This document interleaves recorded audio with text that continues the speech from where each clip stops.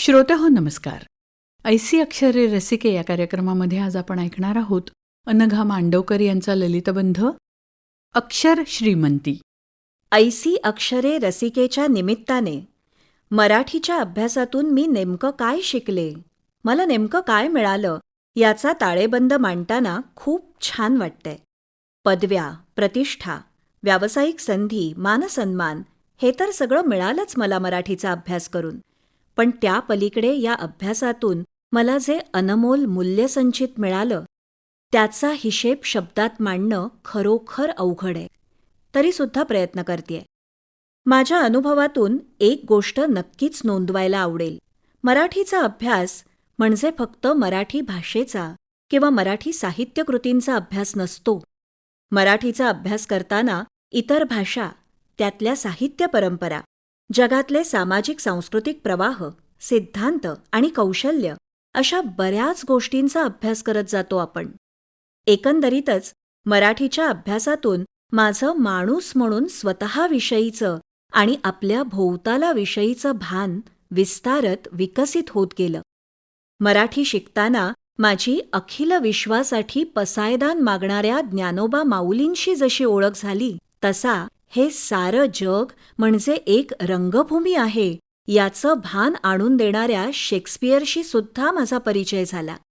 भरताच्या नाट्यशास्त्रातल्या प्रयोगाविषयीच्या मांडणीच्या बारकाव्यांनी माझ्यामधल्या कलाभ्यासकाला थक्क केलं, तसं प्लेटो ॲरिस्टॉटलच्या साहित्याविषयीच्या जाणीवानी माझ्यातल्या वाचक आस्वादकाला अंतर्मुखही केलं.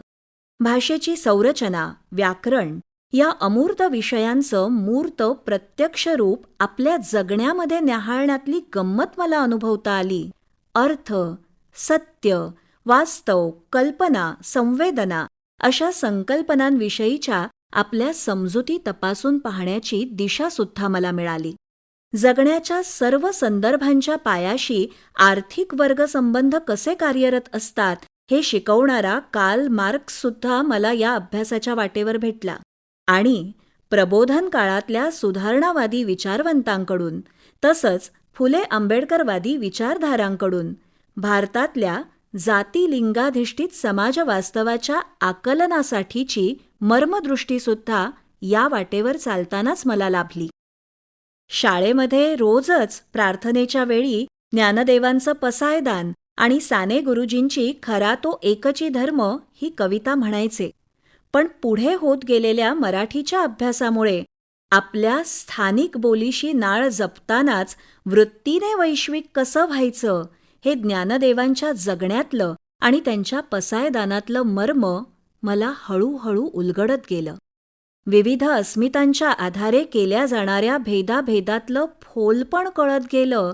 तसा खरा तो एकची धर्म चा खरा अर्थ जाणवू लागला.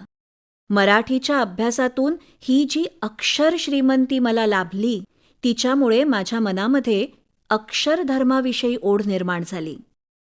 आपण योगायोगाने कोणत्या देशात, काळात, धर्मात, जातीत, कोणत्या वर्गात, वर्णात, लिंगात जन्माला आलो, या भेदांवर आधारित आपल्या तथाकथित ओळखी या खूप वरवरच्या आणि नश्वर स्वरूपाच्या आहेत.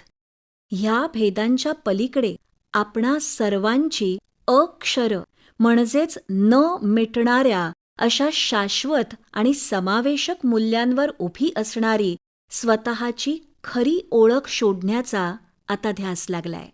अक्षरधर्मी होण्याचा हा ध्यास मला माझ्या भाषेच्या अभ्यासातूनच लाभला. मराठीचा अभ्यास तर सुरूच आहे माझा अजूनही, पण आता तिच्याकडून लाभलेला हा अक्षरधर्मीपणाचा वसा जपण्याचा आणि पुढे चालवण्याचा प्रयत्नसुद्धा मला करायचा आहे.